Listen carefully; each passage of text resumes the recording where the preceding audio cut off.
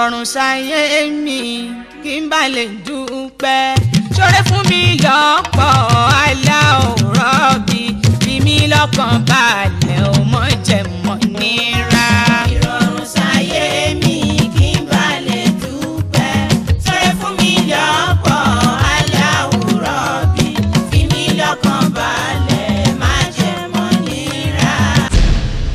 bàbá sátìrà mọ́ ní ṣe bí wọ́n lò ṣẹ̀dá mi ọmọ ohun tí n ó jẹ àti tí n máa jẹ láyé mo wálé ayé yìí wá sẹ́sìn gẹ́gẹ́ bí àṣẹ rẹ owó ọlá àlàáfíà ni wọ́n fi sìn ẹ́ o tètè darí ẹ̀ sọ̀rọ̀ ní bí mo ṣe wá lásán.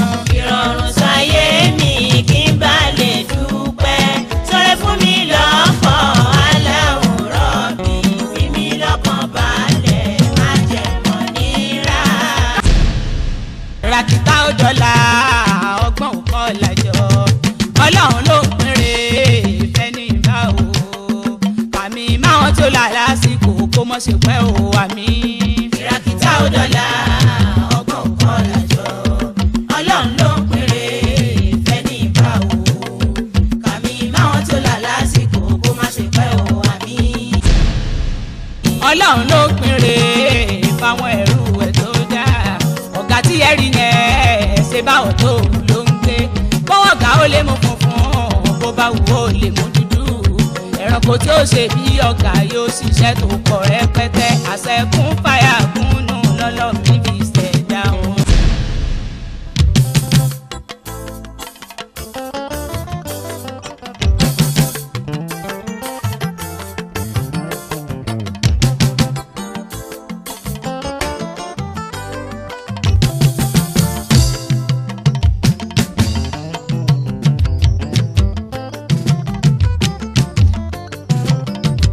tètè fọ ẹ̀sìn rẹ kó mọ́ mọ́ ṣe mẹ́bọ̀ pẹ̀lẹ́sìn akẹ́kọ̀ọ́ lọ́rùn àlá ló yẹ nígbà gbogbo. tètè fẹ̀sìn rẹ kó mọ́ má ṣe mẹ́rọ pẹ̀lẹ́sìn kákẹ́kọ̀ọ́ lọ́rùn àlá ló yẹ nígbà gbogbo.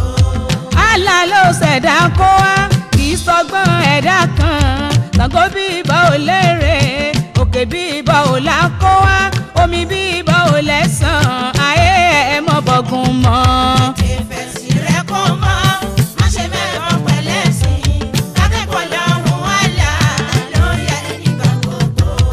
ìṣòro kálukú yàtọ̀ kò sẹ́ni tí ò ní ìṣòro kò sógun tó lè tí kò lè ṣe ká dúró tọ́lọ́hun ọba. ìṣòro kálukú yàtọ̀ kò sẹ́ni tí ò ní ìṣòro kò sógun tó lè tí kò lè ṣe ká dúró tọ́lọ́hun ọba. òkúta tó lè ń dẹ̀rọ̀ bírin bá kojú ẹ̀ á sì fọ́ kò sógun tó lè tí kò lè ṣe ká dúró tọ́lọ́hun ọba. ìṣòro kálukú yàtọ̀ kò sẹ́ni tí ò ní ìṣòro kò sógun tó lè tí kò lè ṣe ká dúró tọ́lọ́hun ọba. bírin bá lè á sì tún dẹ̀rọ̀ iná sá ló lóòtú rẹ̀ o kò sákọ̀ tí rìn fẹ́ gbẹ̀yìn ṣe iná sá ni yóò sọkọ fún. ìṣòro kálukú yàtọ̀.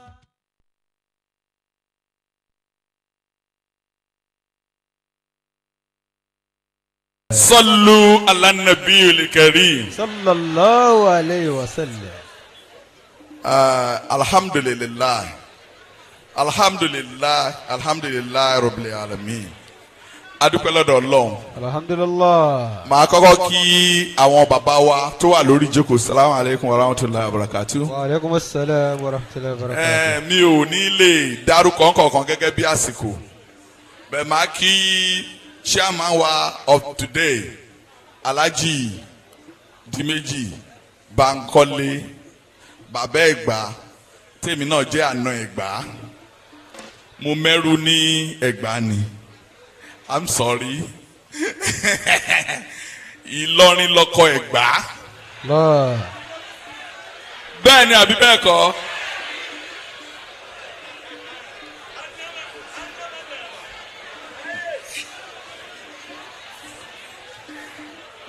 adúpẹ́ lọ́dọ̀ Ọlọ́run. alhamdulillah. ṣe rí award tá à ń gbà lẹ́nìí mi ò lè fi ra mi wé ẹnikẹ́ni àwọn tó dúró yìí náà tó jẹ́ gẹ́gẹ́ bí èèyàn mi gbogbo gbogbo alájọ á gba award bet kinní kan ni mo fẹ́ pledge n ti máa pledge yẹn èmi àti honourable speaker la máa ṣiṣẹ́ yẹn pẹ̀lú àléfà wa nǹkan náà ni wípé next time nítorí inú mi dùn pẹ̀lú ìtàn tí wọ́n sọ ibi tí bàbá wa ti wá tán fi ṣẹ̀dé lọ́rin tán fi ya káàkiri bẹ́ẹ̀ yẹn inú mi dùn inú mi dùn pé gbogbo àwọn colleague mi ló wà níbí báyìí n tí mo fẹ́ pledge ni wípé next time tí a bá máa ṣe ọdún kan ni o ọdún méjì ọdún márùn-ún ìtàn yẹn pátápátá ara fíìmù láti máa wò. Allah. igi kan ò lè dágbó ṣe o ṣùgbọ́n mo mọ̀ pé honourable speaker wà ń jókòó wọ́n á support wa definitely wọ́n á support wa lẹ́yìn tá a bá rí lára ògiri tán a tún wá wà nílé ẹnì kọ̀ọ̀kan wọ́n á mọ ẹni tí bàbá wa ń ṣe. Allah. ṣé o. torí náà ńkọ́ contribution tèmi nìyẹn and mo dey assure yín pé a ṣe ṣe lágbára Ọlọ́run èyí tẹ́ fún wa lénìí kò ní jáṣe mọ́ àtijọ́ ń ṣe bọ̀ tipẹ́tipẹ́ àtúbọ̀ máa jọ ṣe sí ni. I thank you so much honourable speaker I appreciate you a lot this is the first time tẹ́mi pẹ̀lú ìmárìíra but inú mi dùn bí mo ti pàdé yín ibi tó dáa ni ẹnikẹ́ni tó bá fi ọ̀nà sọ́nà Ọlọ́run pàápàá bàbá wa tí n bá bẹ̀rẹ̀ tẹ́mi náà bá bẹ̀rẹ̀ sí sọ bí mo ṣe tàn mọ́ Sàlátì ó lè nítorí bàbá tó bí mi lọ́mọ fẹ́ kan náà àwọn ọmọ bàbá. Allah. so àjọ ń ṣe nǹkan ni sọlù alánàbẹ̀lẹ̀ kárí. sallallahu alayhi wa sallam. ó yẹ wọ́n tó bá ń fẹ́ràn mọ́mọ́ mi ò bá mi jò kóńkó Yorùbá Adéwálé. sallallahu alayhi wa sallam. wọ́n ń pẹ́ ajá tí ó bù ní ìjẹ́ kò ní gbó tó ṣe bí òwe ẹ̀yin bàbá wa. pípọ́n èso là ń fojú sàn wípé yóò dùn èyí tá a wá rò pé kò pọ́n lọ́dún bí oyin. bàbá wa Naqibul Ashraf ọlá tó wọlé tọ̀yìn kórí bí dé sí ire tó wọlé tọ̀yìn kórí bí dé sí iyì tó wọlé tọ̀yìn ò kórí bí dé sí yó kó má fi yín sílẹ̀ lọ nígbà kọ̀ọ̀kan. bàbá wa Naqibu èrò tìyín ni pé kẹ́rù ó dọ̀mọ́ kí wọ́n fà ó sì kúrò ní wọ́n fà tí yóò ní bàjẹ́ ẹ ti tún tà wá ṣe. bàbá wa o wọn lájà ò lè débi dẹ́kun bàbá sí láíláí. tájà tẹ̀tún ò lè gbé yàrá kan pọ̀ ẹni dènà bàbá wa kò ní mú nǹkan rẹ̀. ó yá gbogbo ẹ̀yin tó àtẹ̀bẹ̀ níbí gbogbo ẹ̀yin tí bàbá mi Naqibul Ashraf gbogbo ẹ̀yin tí ń dà Sọláàtì ẹ bá ń kígbe ṣéwù fún bàbá wa. ṣé wà nílé abẹ lóde ṣé bàbá wa ojú bẹ́ẹ̀ lọ lọ́wọ́ yín. ó yẹ ẹjọ́ ṣe báyìí torí nìyí o àfihàn ti bàbá rìn ṣéwù ìdá Sọláàtì ọlọ́wọ́n ọba náà lẹ́ni tá a rántí bàbá wa kó túbọ̀ ṣekú náà nísìmì fún bàbá wa ẹ jẹ́ ká fẹ́ lẹ́yìn ká fi ṣe fàájì fúnra wa ṣé ká ṣe fàájì orin ṣé ká ṣe fàájì orin. bàbá wa Naqibul Ashraf ẹ bá ń sọ fún gbogbo wọn pé tó bá ń ṣe báyìí tó ń ṣe báyìí tó ń ruga báyìí ẹ ṣáà mọ̀ sọ fún wọn pé Ṣéwù Sọláàtì bá wa sábà Ṣéwù Sọláàtì bá wa sábà Ṣéwù Sọláàtì bá wa sábà o Ṣéwù Sọláàtì bá wa sábà. Ṣéwù Sọláàtì bá wa sábà Ṣéwù Sọláàtì bá wa sábà. Àyìndá Sọláàtì bá wa sábà. Ṣéwù Sọláàtì bá wa sábà. Bàbá tó ní mi mọ̀ bá wa sábà o. Ṣéwù Sọláàtì bá wa sábà. Ó yá ẹ má gbàgbé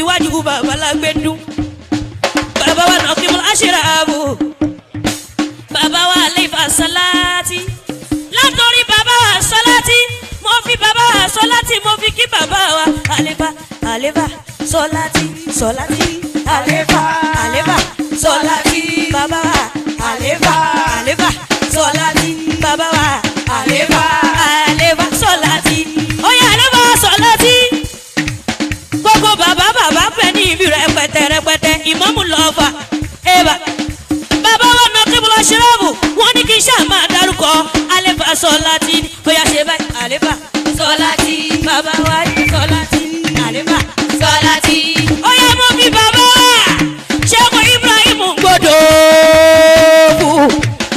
mo wá fi bàbá wa ṣẹ́gun Ibrahim gbọdọ̀ bàbá làfàǹdà mo fi kí bàbá wa ìmáàmù lọ́fà ọmọ ọ̀nà ìlú wọ́fà ọmọ ọlọ́fà mi ìmáàmù ọ̀fà yìí bàbá tó ní mímọ́ tó jogun sí irú tó jogun àṣírí ọmọ ọlọ́fà mọ̀jọ́ máa bí ṣùjọ́ òkọ́ ọmọ ọjà kadì lóró tọ̀fà ọmọ ọjà kọjàkọ̀ tó jà nílé ọlọ́fà mọ̀ ọjà wọn ló ṣojú òbí ó ṣojú kòrò ọmọ pínrẹ̀ láàrẹ̀ ìkó gbọ́dọ̀ ju kan lọ́fà tí kan bá ju kan lọ́fà ní bọ́ọ̀lọ́ lọ́ọ̀lọ́fà nínú bàbá wa nọkíìbù ṣẹ́rí mo mọ̀ pé ẹ mọ jójó ẹ kì í jó ẹ kì í mì ṣùgbọ́n mo fi ṣe Abdulkadir gbẹ̀yìn dìde mo fi ṣe Abdulkadir gbẹ̀yìn dìde mo fi bàbá wa Ìdásọ́láti mo fi gbẹ̀yìn dìde bàbá wa ó yá bàbá ẹ máa ṣe báyìí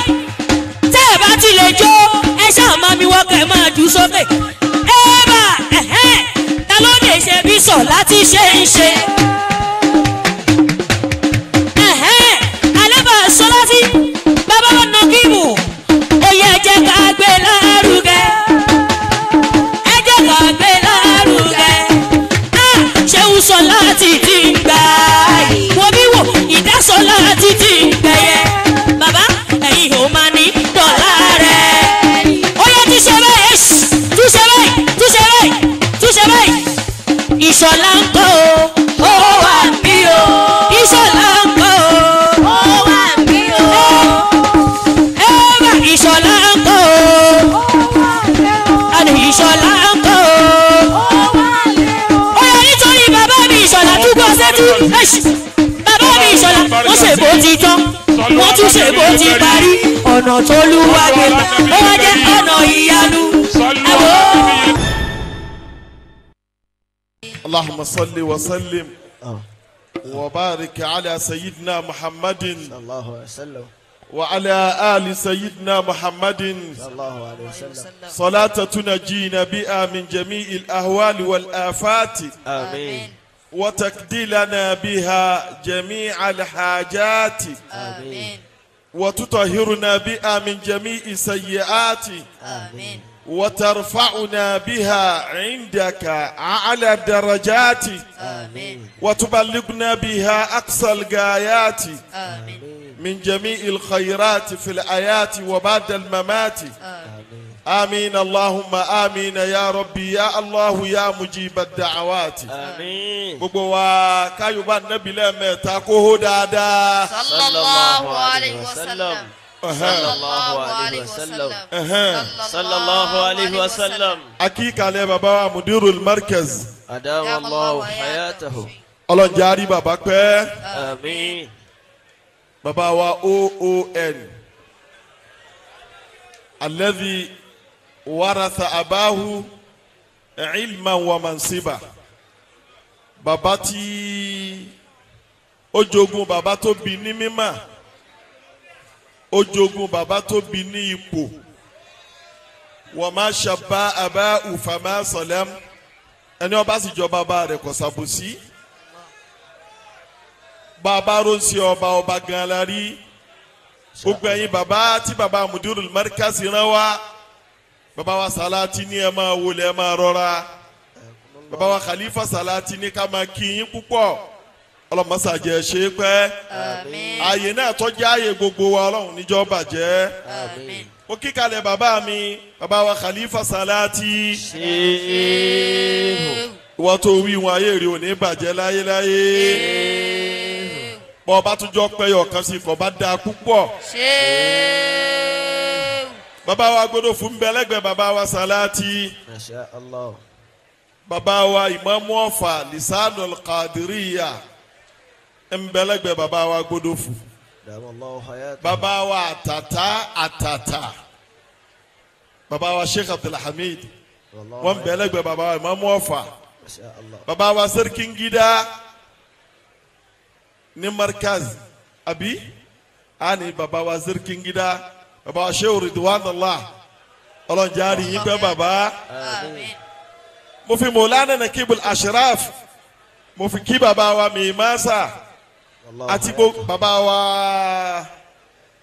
Atẹ́rẹ́ àwọn Sàdáàtì wa ní Dàrú ní 70 àbí bẹ́ẹ̀ kọ́ bàbá gbọ́dọ̀ fún à ń bẹ́ẹ̀ nù àwọn tá a jọ gbé àbùlí tá a gbọ́jọ gbé fún wa bàbá Sheikh Ibrahim tún bú ẹ̀rín ẹ̀yin náà ẹ̀wá yàtọ̀ ẹ̀yin méjèèjì bíi 70 wúnà náà lẹ́rìí tìsàlẹ̀ náà sì yàtọ̀ bákan náà lórí ọlọ́njàre yín pẹ́. Àmín. mo fi waziri kí yín waziri Sidiki Adamallahu ọmọ ya mi Sheikh Ahmed Rufai bàbá wa Khalifa ní mìíràn chairman gbogbo Ittihad ọlọ́njàre yín pẹ́ àfa àkọ́jọ́kọ́ yìí kunna fi da'iratil ulama tí ẹ bá wà lérí field striker ó wà goalkeeper ó wà àwọn defenders ó wà midfielder ó wà gbogbo ẹ̀ ló pé ní jòkó yìí àfa mi ò ní ní ìdáhùn ní bẹ́ńkálẹ̀ tí ò ní sọ̀rọ̀ obìnrin ẹ má wà kọlọ àfa mi bá fẹ́ dá sẹ̀ríà fún yẹn ni ẹja fi gbogbo èèyàn lẹ̀ gbogbo ẹ̀ bàbá wa látòkè délẹ̀ bàbá wa olódò gbogbo yín ni mo kí ẹ má ṣàforíjì mi mo darí sọ́dọ̀ àwọn ìyá wa gbogbo ọlọ́njàre yín pẹ́. Àmín. gbogbo karama àwọn tó bí yín náà ni wọ́n ní á sọ àmọ́ mo kí kálukú asalaamu aleykum wa rahmatulahi wa barakatu. wa aleykum salaam wa rahmatulahi wa barakatu. wọ́n ní wọ́n fún mi ìṣẹ́jú mẹ́wàá ráyídù ẹ̀ bá ń sọ jogún ìṣẹ́jú ẹ ti ẹ̀ wọlá ìrìn wákàtí mẹ́fà tí mo fi tẹ ọkọ̀ láti Ìlọrin débí ọkọ̀ tí wo lè yára bí ọkọ̀ àwọn Ìmámù Ọ̀fà táyà mẹ́rẹ̀ẹ̀rin ni tí Ìmámù Ọ̀fà ó fi sáré lẹ́ẹ̀kan náà àmọ́ tí wa méjì ni ó bàbá wa ló kùkù bàbá wa ló sogbo ẹ ṣe pẹ́ karama ọ̀tọ̀ mujiza ọ̀tọ̀ istihana ọ̀tọ̀ istihana ọ̀tọ̀ mujiza la fáwọn ànábì tó ṣe pé wọ́n pàfọ́ọ̀mù mọ́rẹ́kù báwọn èèyàn bá béèrè karama láfáwọn wòlíì ọlọ́run láfa àlàkáni ló fi ní wàá síbi tá à ń lè àwùlíyà karama wọ́n mà nà fà fàmbìsánì kàlámà. àwa asibita lè awliya karama. karama ń bẹ fáwọn ẹni ọlọ́run ẹni ọba ní kò sí karama àwọn tó bí òdá nǹkan wò lójú rẹ ni wọ́n ń pèlú kan ní Sàwó létí ọ̀dọ̀ wa ńlọrin ni bẹ́yẹn bá lo ìṣẹ́jú mẹ́ẹ̀ẹ́dógún yóò débẹ̀ bẹ́ẹ̀ bá wá sọ fọ́mọ Sàwó pé kò sóògùn èyí tí ò tí ì já lẹ́nu ọmú ni ó jáde sí yàn yóò lo oògùn ni bẹ́ẹ̀ bá wá sọ fẹ́nìkan pé kò sí karama àwọn tó bí òní karama ni karama máa jáde lọ́dọ̀ àwọn ẹni ọlọ́run tí wọ́n bá ní ìdí ẹ̀ wọ́n é dẹ̀ kórì ẹ̀ tó bá ti kórì ẹ̀ ó ti kú òní karama ó ti di síhírù ìdánbẹ làfà Muhammadu Tahiru afa tó ní amdalima wá sọ bil Kur'ani ló fi ní karama tó lábùdí fi tẹ̀kí wáhù. karama tó lábùdí fi tẹ̀kí wáhù. karama sẹ́wọ̀n Salati ibi tó bẹ̀rù ọlọ́ni. Shara'an fabushira. Shara'an fabushira lil muttaqin. karama àwọn ẹni ọlọ́run níbi ìbẹ̀rù ọlọ́run ni wọ́n bẹ́ẹ̀ bá lè mọ̀tàn sẹ́wọ̀n Salati bíbí rẹ̀ karama ni. ìyá tó bí sẹ́wọ̀n Salati ní jẹ́ ìyá wa Sàádà ńgbà tó dọ́dọ̀ bàbá wa àgbà Abubakiri tó jẹ́ bàbá Shehu Salati Ọlọ́run tètè kẹ́ ẹ lọ́mọ. bàbá kan máa wá Gbódòfù níbi tí wọ́n ti bí ìyá Shehu Salati. Radiyallahu ta'ala an. sáwúrè kan bẹ́ ń Gbódòfù ń bẹ́ ń bẹ́ dì sí. bàbá wọn di bí ẹyẹ wọnú sáwúrè ni tó bá wá di ẹyẹ tán yóò wá di èèyàn. àfáàgbà tó bí ìyá Shehu Salati wá ní àwọn ẹgbẹ́ rẹ̀ ti bímọ Sàádà yìí nìkan náà ní ìbímọ ìyá ìyàwó yìí ni. bàbá wọn wá ń sọ pé yóò bímọ kódà iṣẹ́ tó mọ̀ wọ́n ṣe yóò máa kọ́ mọ́sálásí káàkiri ni wọ́n mọ̀ lérigun ayé wọ́n mọ̀ lọ́tún wọ́n mọ̀ lósì ayé asóyún ni wọ́n bí Shehu Salati. Radiyallahu ta'ala an. Shehu Salati ó bẹ̀rẹ̀ Kùránì karama wa pọ̀ láì ló ń kà èyí téèyàn bá mọ̀ ni ọ̀rọ̀ mi sí epo èyí ń kéré nu karama Shehu Salati. jẹ́ kọ́kọ́ sọ karama ẹ̀yọ̀ kan tó dánwò ńlọrin tí yóò sí àfa àtọ́dánrù rẹ̀ wò ńlọrin. Shehu. kò sí àfa àtọ́sẹ́ kínní tó dánwò. àwọn Shehu Salati àwọn baba láàrin òní mọ́sálásí ilé àfa àwo ni wọ́n ti kírun tí wọ́n bá jáde nílé wọn wọ́n ó délé àfa àwo torí irú Shehu Salati ò sí ńlọrin irú rẹ̀ ò sí nù ẹbí rẹ̀. ẹnìbà láwọn kan ṣáájú Shehu Salati ẹni kò ní kí wọ́n dánwò àwọn kan náà ṣáájú ànábì àmọ́ kò sírú ànábì nù àdínání. Sallallahu alayhi wa sallam. wọ̀kámú àbí kọ́dé àlàbíbí nìdí sàràfí kama alatibi rasulillahi adinanu. Kama alatibi rasulillahi adinani.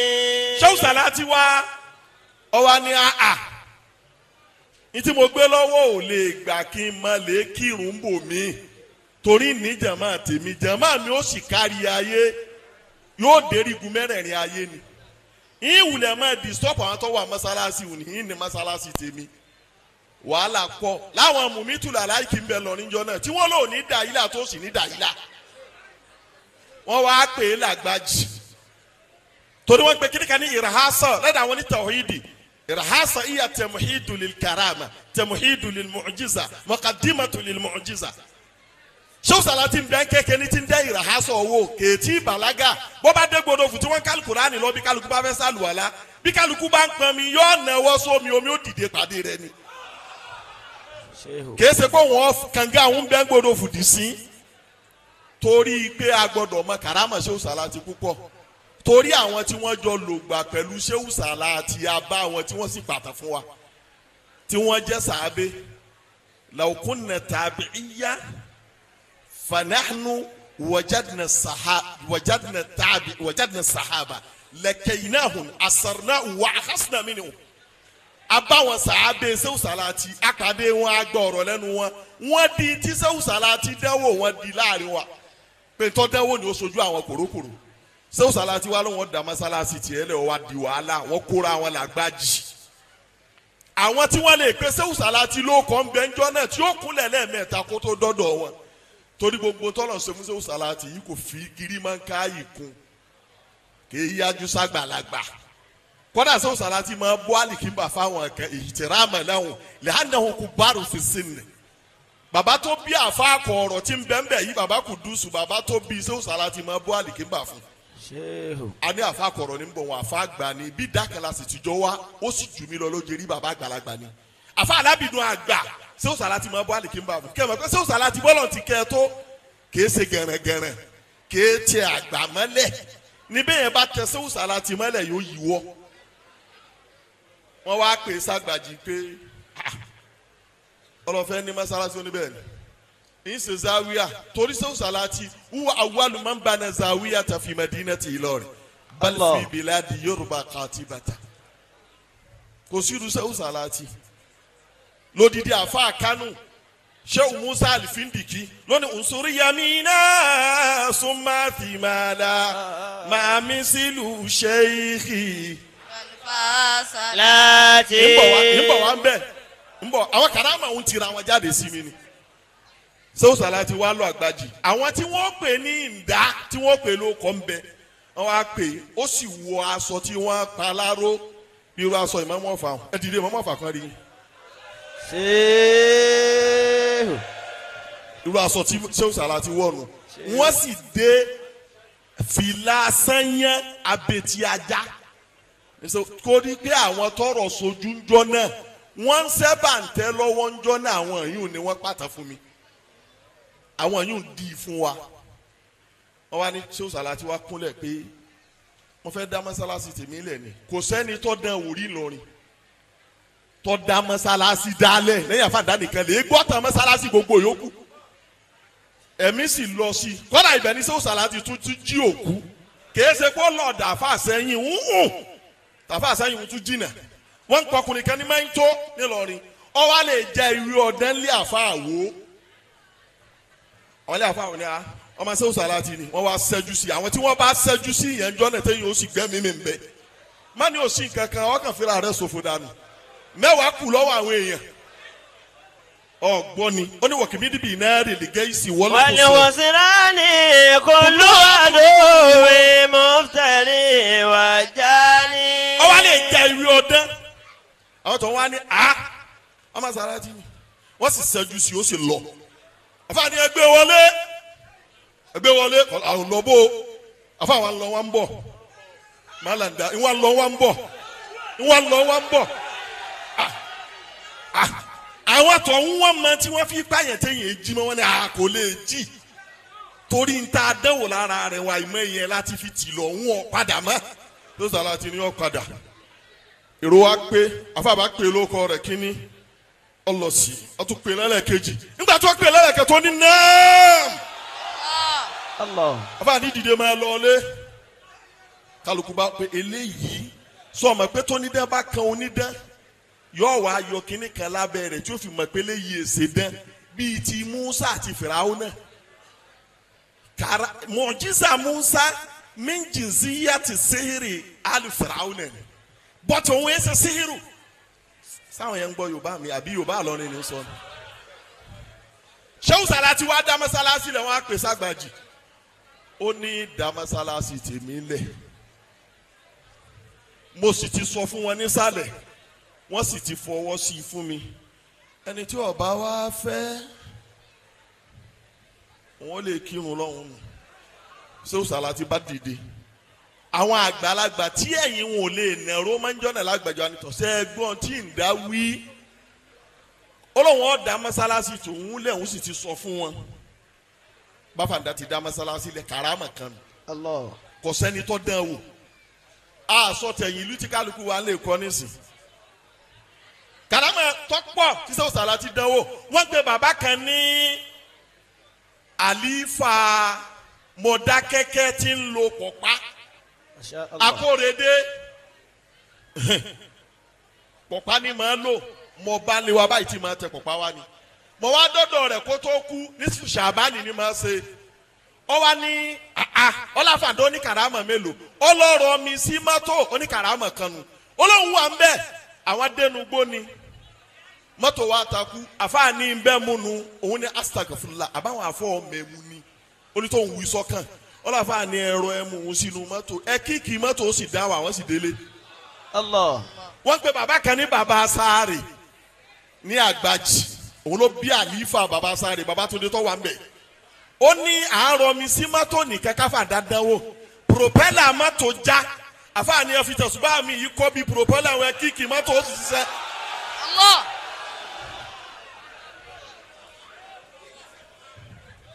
ó rí i pé mẹ́rin wá fún ọ kàrámà Shehu Salati pọ̀ ọ̀pọ̀ ọ̀rọ̀ pé kìnnì kọ́ ọ̀pọ̀ ó bù háyà àwọn méjì wá dọ̀ Shehu Salati ń yọrí rẹ̀ ń bọ̀ wá Ìlọrin mo ti wá ètò tá a sì dálẹ̀ pọ̀ Nàkíbù ló ní a máa bọ̀ Nàkíbù bí rọ́ìdì ti dún ọmọ tó fúnra mi ìṣẹ́jú márùn-ún sí ẹ jòkó bí rọ́ìdì bá dúró yìí máa dẹ́rù bẹ́ni tí ń sọ̀rọ̀ ní jòkó torí ìta la fi pé lónìí ìta fẹ́ gbọ́nu rọ́ìdì jòkó ń bọ̀ wá ẹ jòkó rọ́ìdì wọn máa dẹ́rù bà mí ikú rẹ̀ ń ju tèmi lọ ẹ yóò bá nẹ́bi dáadáa sallallahu alayhi wa sallam. Shehu Salati dán mẹ́wàá wò àwọn méjì wá dọ̀ Shehu Salati wọ́n ló sì yí pọ̀ Shehu Salati ní òsìgbò ó sì mú yẹ pé ó sì dì sínú tákàdá ó sì fún wọn ó ní ẹ ti dolówó nù wọ́n wé tíra fún ọ ní ọ̀jẹ́ àníyàn rẹ ní ọ̀dà onítìrọ̀ ọ̀jẹ́ Sayyidina Umaru wé tíra òun lọ hàn bisimilayi rahmani rahim ó ní ẹ lè sọdọ sódò néèlì tí Masari mú un àti Sudani ló ti sàn wá àti Ethiopia ló ti sàn lọ Sudan àti Uganda ló ti sàn lọ Ethiopia Uganda gan ló ti ń sun Masari yà wọlé fún rẹ̀ ní ìsìnmọ ẹgbẹ́ ọmọbìnrin tó bá wá yáàyì lọ́dún tí ètí ìmọkùnrin ni wọ́n dùn bú síbẹ̀ ọ̀dà Umaru yẹn má dùn bú obìnrin síbẹ̀. Ẹ̀hàn bisimilayi rahman rahim kí ló dé tó ní wọ́n hàn tú Ibnu Taymiyyah hàn tú wọ́n pe àrùn kan ní ruafu àmúrun ní jẹ́bẹ̀ bàbá wa rí ibi ẹ̀fẹ̀ríjì mi ẹ̀dá àwọn bàbá aṣọ́wà Yunus ẹ̀fẹ̀ríjì mi àrùn yẹn wọ́n pe ní ruafu Ibnu Taymiyyah máa hàn tú sẹ́ni tárùn bá ń dààmú lérí ni àrùn ó sì lọ. Ibn Taymiyyah lè ka fatawa rẹ̀ jùsù sáni ọláboyún tárùn bá ń dààmú rẹ̀ hàn tú fún Shehu Salati wa mú yẹ kó dì mọ́ pípọ̀ wá fáwọn méjèèjì ọ̀kan bá tu wò pé sójú wa náà ló fi bù yẹpẹ̀ afa gbomi fún oní òṣìṣẹ́ àníyàn rẹ̀ ni ọ̀dà sọ pé wọ́n ọ̀rá àfa àtọ́ darí ibi tá àfa àbá kù sí ni wọ́n máa rí lọ́rọ̀ rí òfin jọ bó ti yẹ kó jọ látijọ́ yìí ọ̀kan wá tu wò pé anakumula ọ̀kan wá tu wò ipe yẹ̀pẹ̀ náà ni nígbà tí ó tu ẹyẹ fò jáde ńbẹ̀ ni ìkejì ya dì í mú òun wá sáré rà fáfá ní kí ló tú wò mo wé nǹkan fún o tú kí ló wá rí ó láyẹlé funfun lọ́jà àfa àlárísìkì rẹ nu ó tẹ̀sí ju sọ́ọ̀sì lọ ní Mala Khalifa. Alùbá Salati ní. Bárù ni muhitu fi ilimihi. Badiru tamami. Alùfá Salati ní Mala Khalifa. Alùbá Salati. Sàtọ̀rí kọ́ kúlálíbìlà. Shukura ali sheikhi Alùfá Salati. Ní Mala Khalifa. Alùbá Salati. Usiri amina summa sibal mami sinu sheikhi Alùfá Salati.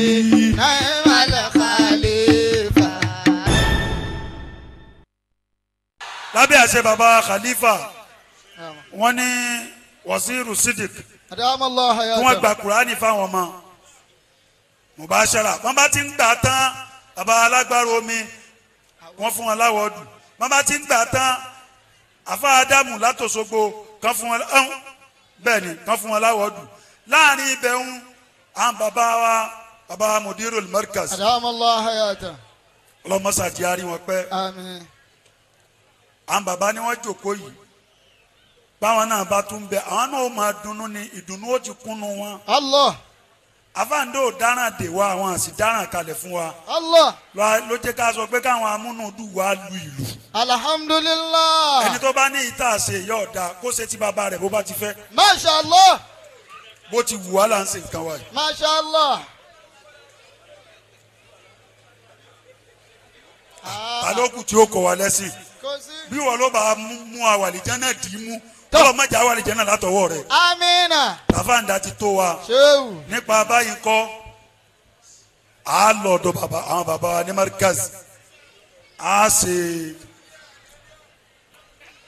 kò sí bínú kẹ èmi ò gba máìkì lọ́wọ́ Òkìkí náà ọ̀dọ̀ wọn là ń lọ báyìí nísìn ọ̀dà mo gbọ́ ń tẹ́ wí ẹ fi wọn lẹ mo ti gbọ́ ń tẹ́ wí. mo fi Maulana Ahmadu Rufai As-Salati mo fi kí gbogbo wa mo fi Maulana Sheikh Adam Abdallah Ilori mo fi kí gbogbo wa àlàáfíà Ọlọ́run kó máa bá gbogbo wa gbé. Assalamu alaikum wa rahmatulahi ta'ala wa barakatuh. Wa alaikum salam wa rahmatulahi wa barakatuh. lẹ́yìn bẹ́ẹ̀ bàbá wa mudirul markaz. adamallahu hayatahu. Ọlọ́run kó jẹ́ kárí bàbá pẹ́. àmín. mo kí àwọn àlùfáà wa aládàáyanrí Mọ̀lánà Ridwanullah Adam Abdullahi Ilori. adamallahu hayatahu. ṣéwù. mo kí wo bàbá wa Amidi Taalimi bil markaz. radiyallahu ta'ala. mo kí bàbá wa Amidu Idari bil markaz.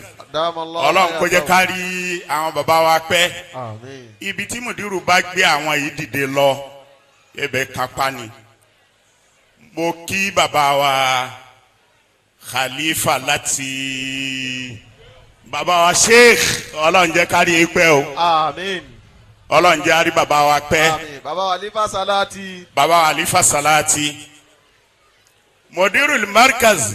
adamallahu hayatahu. wọ́n pàtàkì àyè yìí a máa ń tóbi iṣẹ́ ìlú ni wọ́n lọ jẹ́.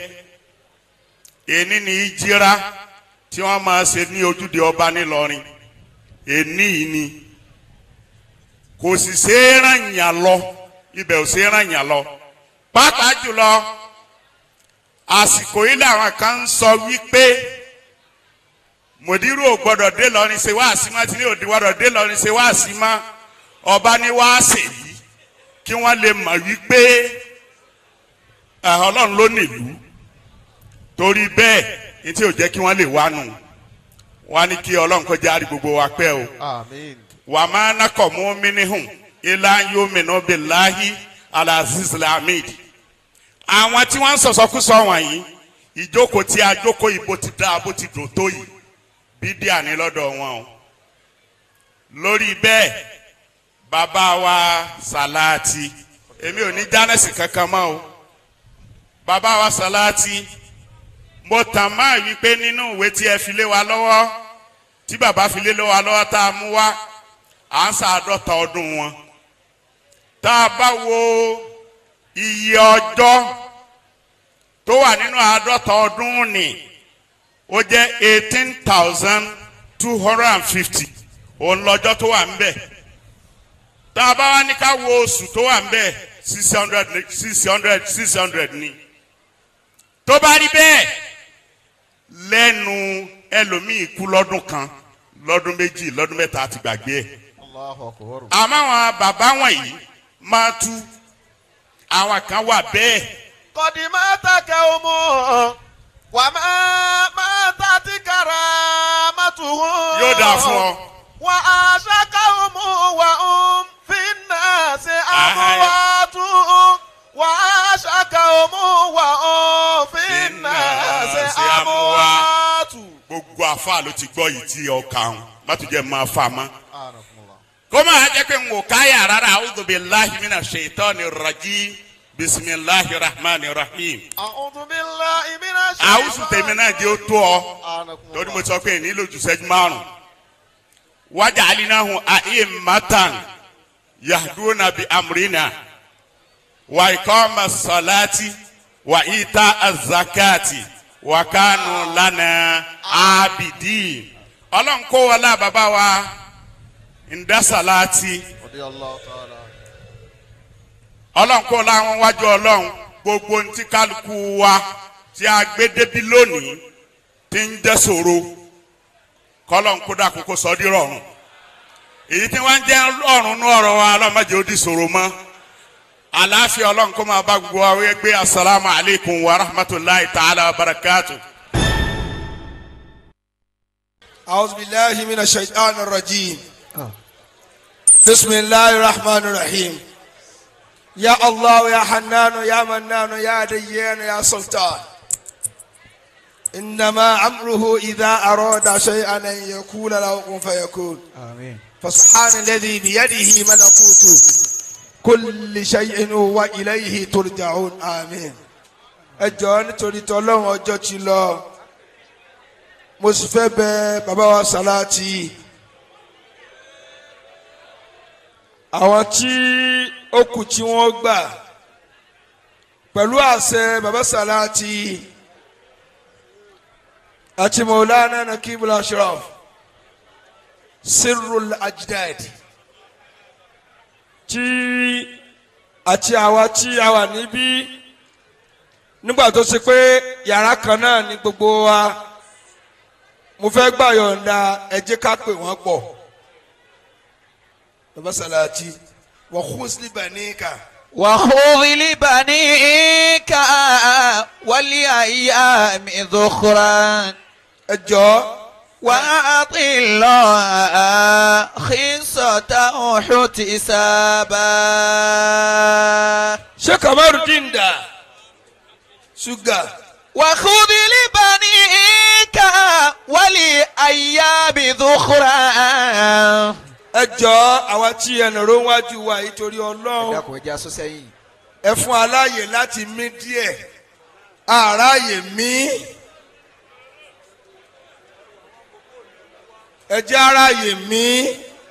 وخذ لبنيك káwọn lóòótọ́ la fẹ́ràn àfàsàlátì lásìgbà fún baba Khalifa bí ibà ṣe bí nǹkan ti jẹ́ wọn ìṣẹ̀nu tí èèyàn máa kẹnu bọ̀ lẹ́nu báwọn àmọ́ bí tá a lò dé nìyẹn ẹ jẹ́ ká ẹ fún wa láàyè díẹ̀ lẹ́yìn àwọn ará wa ẹnì kejì wọlé Sheikh Alhaji Ibrahim Harun awolé rọ káwọn náà jáde ẹ jọ Khalifa wa Abdulaziz kó gbọ́dọ̀ bu salati Khalifa gbogbo àjánu tá a lọ wé láwà ní pẹ̀lú bàbá salati gbogbo àjá ìbẹ̀jùlẹ́kì àtẹ̀tí ọ̀sà mọ́ gbogbo àjá ẹ bọ́ sí àyè náà. وخذ لبنيك ولأيام ذخرا Khalifa Samadani láti ìlú Kòròdú. وأعط الله خصة احتسابا ẹ jọ. وأن البر خير في حياته awolé rọ. ويبقى بعد صاحبه ثوابا.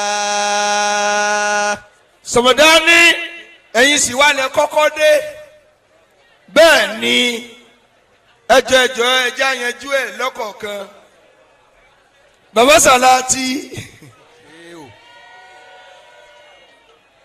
ẹ kú oríire ní bàbá tó dòfù. لبنيك ولأيام ذخرا àfa àtàyé òkìkí òkosù وأعط ariwo ọjọ́ kì í pa ọjọ́ àwọn dàníyà yìí ẹ tún ti súnmọ́ wa kò dáa bẹ́ẹ̀ ti ń ṣe yìí. àfa àtàyé. sallu kama ra'aytumuni usalli. ẹ jọ ẹ sún díẹ̀ torí Ọlọ́run. ẹ jọ.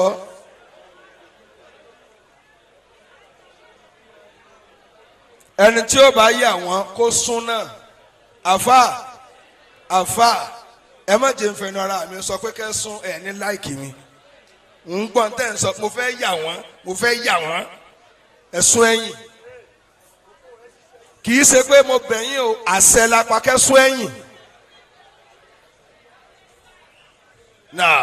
وخذ لبنيك ولأيام ذخرا وأعط الله. ẹ jọ tó jẹ́ ń pè yín pọ̀ mo gbà yọ̀ǹda ni láti pè yín pọ̀ torí àfẹ́ kí ẹlòmíì ó dòru kó wá ní èmi gan ni ẹ pè káyìn yóò mọ̀ kàlà pé èmi ni ẹ pè káyìn.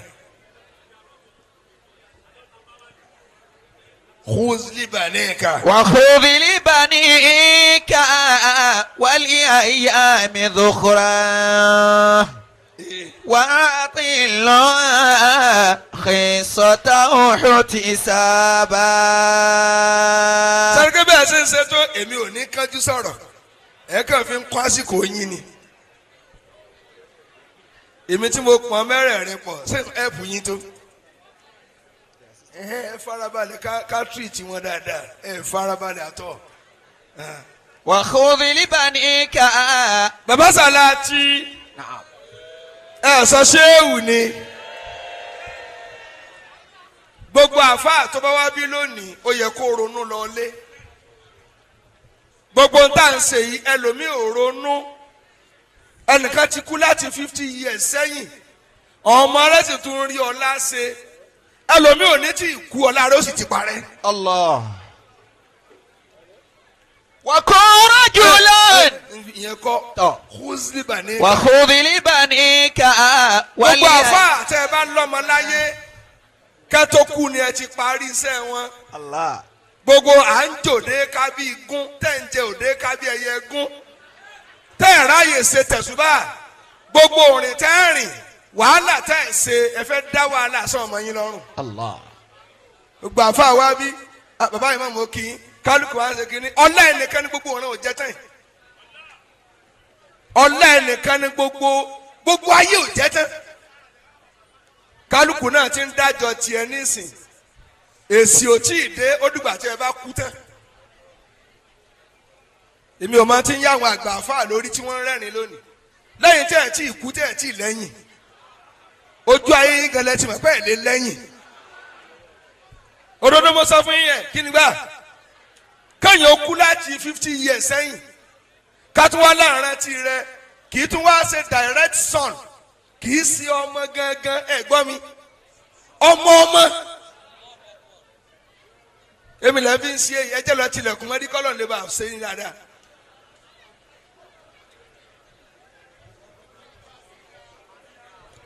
tí ò bá sí àṣẹlẹ̀ ni ta là á jòkó tì lónìí. bàbá Sàláàtì oríire tẹ́ ẹ ṣe nu bàbá yín ìsàlẹ̀jẹ̀ fáwọn òun ò jẹ́ tán bí mo ṣe débí bí mo ṣe ní bíbí tó tí mo níran tó mo tún tọrọ pọ́lọ̀ ń jẹ́ alẹ́yìn. àmín.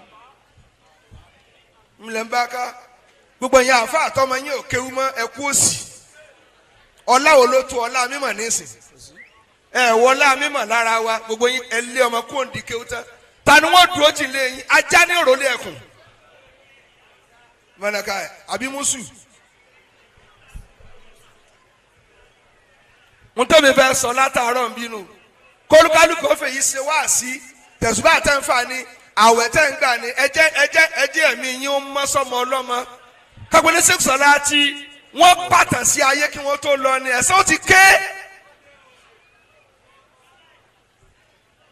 ọ̀rọ̀ mi tẹ́ dìmú lọ lẹ́nu kólúkálùkù ó mọ ọ́sọ́kàn tí ó fi délé kálukú wà ń rẹ́rìn ẹ̀ wà ń rẹ́rìn gbogbo lè kéwájú táyín ti run tán ẹ̀sán ti ń kékẹ́ tó kú bẹ́ẹ̀ bá wà lọ tẹ́kí lójú ọmọ yín ò rí ẹ máa dàn lọlé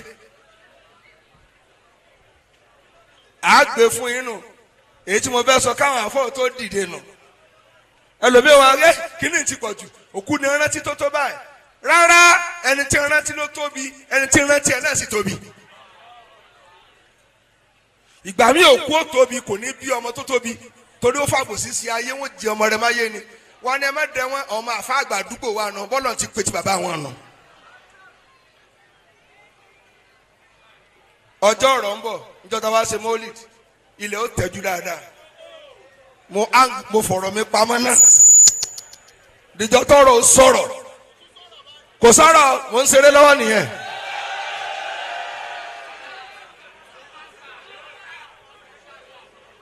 ọ̀rọ̀ ń bọ̀ kólúkálùkù ó dájọ́ fọmọ rẹ ń tí bàbá dálẹ̀ yín kó yìí ẹ̀yin náà tún wá sọ̀lẹ̀ ẹ ti dátọ̀ ọmọ yín kalẹ̀ tààrọ̀ ọmọdọ́mọ ti wà ńlẹ̀ gbogbo àfa ẹlọgbọn tíra èyí tẹ jòdè kábí ẹyẹ gùn tó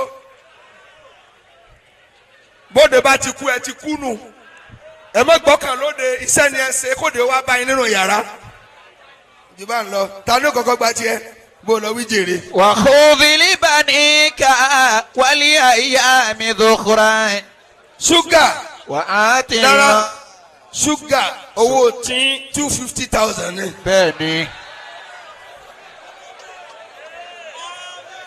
n tó jẹ́ ń sọ bẹ́ẹ̀ ẹ mọ̀ ọ́n gbà ẹni bá mọ owó gbà yóò mọ owó ná.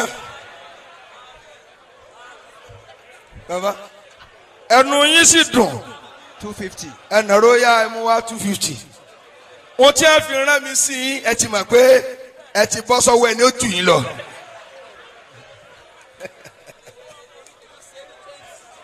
owó ọmọ òrukàn tẹ́ gbàgbàgbàgbà.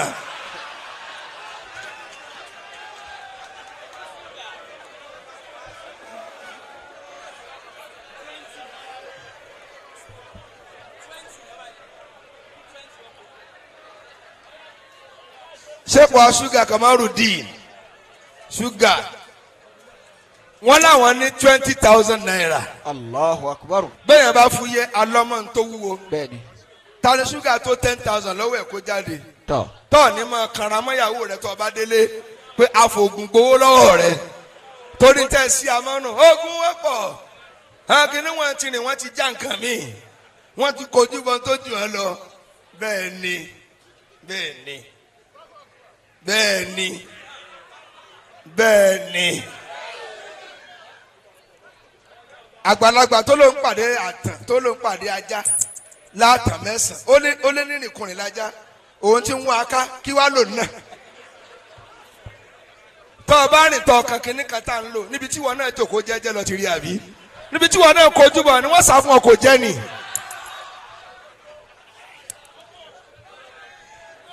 kò sẹ́ni ó ní 10,000 ẹ mẹ́jà fọ́ọ̀sì wọn Abíọ́dún ọ̀rọ̀ padà ọ̀rọ̀ pọ̀ 10,000 ló kọ rẹ ta ló ní 5,000 kó máa bọ̀ ẹ jẹ́ ń ṣe ń jẹ́jẹ́ 5,000 naira kò sí 2,000 naira dà ṣúgà ti gbowó tán náà wọ́n lé. ẹnìkan ti ń bọ̀ ẹnìkan ń bọ̀. ó yá ẹ máa jáde ni. ẹnìkan ń bọ̀. n ta dọ̀ mo lójó ìpè ń pọ̀ mo fẹ́ kẹ́ gba àfẹ́ kan ní lágbájá ló kàn ẹ̀yin mẹ́rẹ̀ẹ̀rin lẹ́ẹ̀kan náà alájọ alhamdulilah 5,000 ẹ ṣeun ẹ̀rọ́bìn tó bá yá ọ̀sìn lóbìn ni. ẹ bá fún kọ́sítọ́mù lọ́nà. déédéé tí wo ni lọ́tọ́ ọmọ tàpá sísẹ̀ mú mo lóbìn dálẹ̀ tó sojú fúrú. tọ́mọ tọ́jà ayé. ó yá ẹ ṣeun kúnsìlì bàníkà.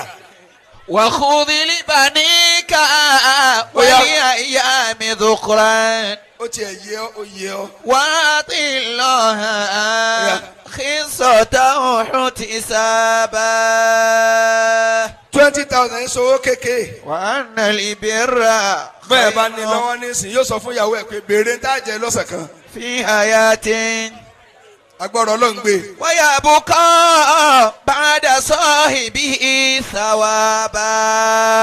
bẹ́ẹ̀ni eré bá lọ tán ìran rẹ̀ ò lè jẹun tó ṣe kalẹ̀ tán. وكن رجلا إن أتوا بعده sheikh wasiko salati. يقولون مرة وهذا الأثر. àwa kẹ́ farapamọ́ fún mo mọ̀ yín dáadáa délédélé mo mọ̀ yín dọ́dọ̀ ìjọ tẹ́ ẹ ní ìjọ rẹ́gẹ́dẹ́. كن رجلا èló ló wà lọ́wọ́ yín. إن أتوا بعده sókè mẹ́wàá. يقولون مرة ọmọ yín lẹ́nu. وهذا الأثر.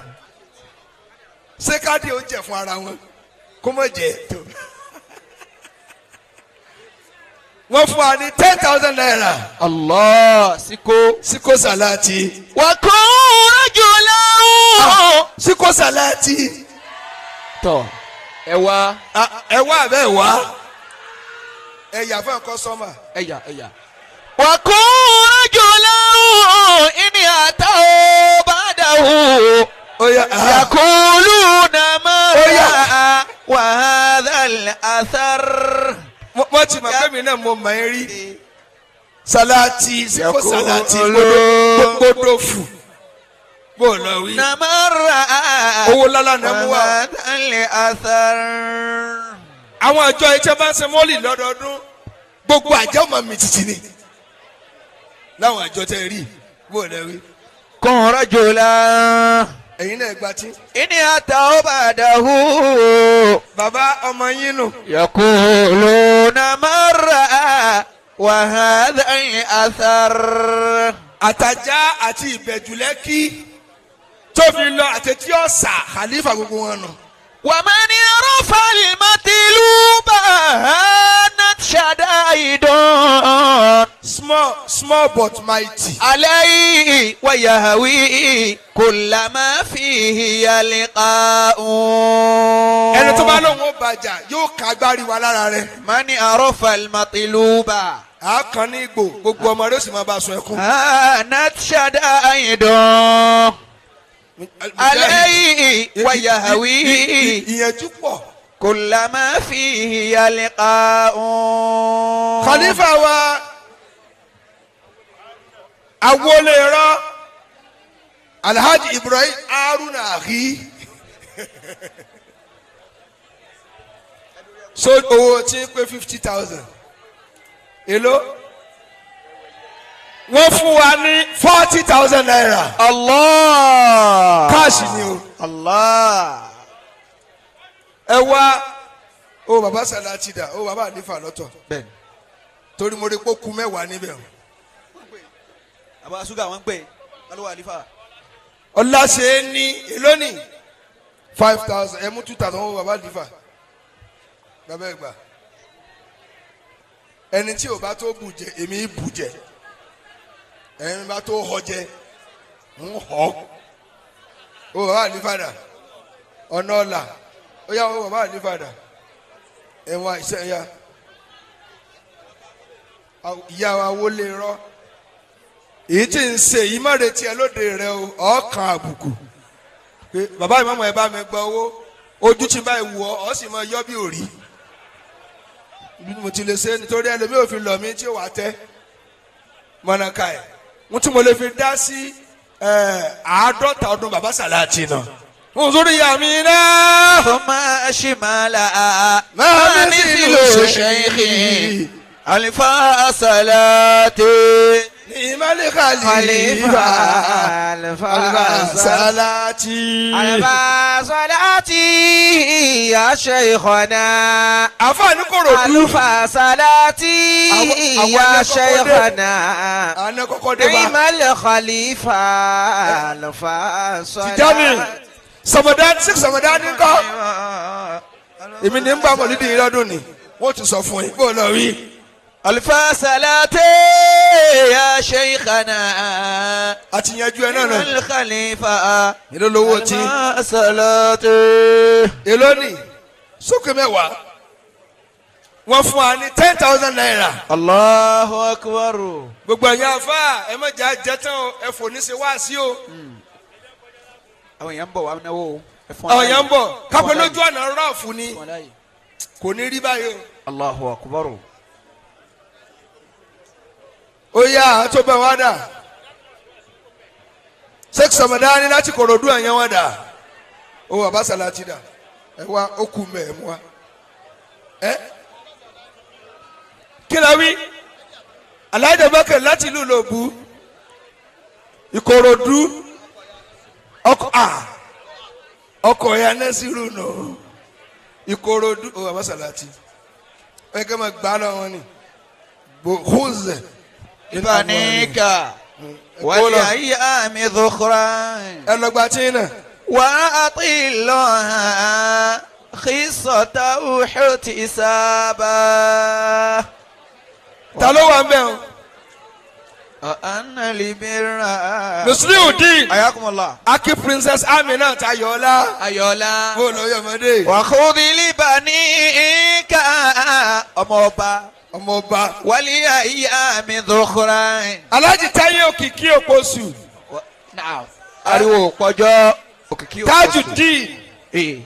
àṣeyàn bí one àbí. Táyé ọ̀sẹ̀ ń ka owó ní kọ̀rọ̀ báyìí. ẹ má kọ̀ ó ń kọ̀rọ̀. èló ni. ọmọ yìí owó ni. wọ́n fún wa ní 20,000 naira. Allah. ó bàbá Sàlátì dà. wọ́n làwọn èèyàn bá wa ẹ jẹ́ wọn kọjá ẹ fún ọ lọ́nà. àwọn olóòbá òkìkí òpósù. ẹ fún ọ lọ́nà ó yá ó yá. ẹ kọ́kọ́ mú bàbá Sàlátì wá sẹ́rìtì dẹ́tà yókù yín filẹ̀ sókù márùn ó tó márùn tó kù ta ló bẹ wá lórí tébù ìwọ tó wọ̀ rẹ bá kan tébù òsíkù láyé rẹ lónìí níwájú bàbá Sàlátì ọ̀yà ẹ máa tẹ̀yìn mọ́ wá ẹ máa lò dé ẹ̀ ní mọ́ dání kí ló ń ṣe mẹ́ẹ̀. ọ̀nà mọ̀ dání mọ̀ ráyè. Alifa Nabulusi wọ́n wá lórí stage.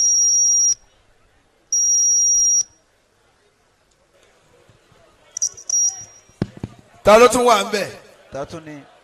àwọn ilẹ̀ tó bá wa àti parí náà kọ́ ọlọ́run jẹ́ àṣẹ mi. àmín. jẹ̀mọ́ ẹ̀dá ọ̀ya àwọn ní wọ́n ráyè kọjá ni. gbogbo ẹgbẹ́ dá yẹ́nyẹ́ ẹ máa mú wa. ẹ jẹ́ wọn kọjá ẹ̀yin tẹ́ ń lọ ẹ̀ sì kí baba Salati ẹ̀ kí hàn ẹ̀ tí kí hàn ẹ̀ wá kí hàn lórí tébù ní. obìnrin ti ṣáájú ń tiẹ̀ òun já tíkẹ́ẹ̀tì náà tatún ni kò sani déwájú baba Salati mọ́ àti gba mẹ́rẹ̀ẹ̀rin pọ̀ ọlọ́run fa àlùbáríkà sí i nakibul ashraf sirrul ajdad الولد سر أبيه الله أكبر الله وبدا للوجود منك كريم أبا كرما Bankole bẹ́ẹ̀ ni mo ti gbọ́ 10 million ló gbé kalẹ̀. كرما Náà ọlọ́run fa àlùbáríkà sí.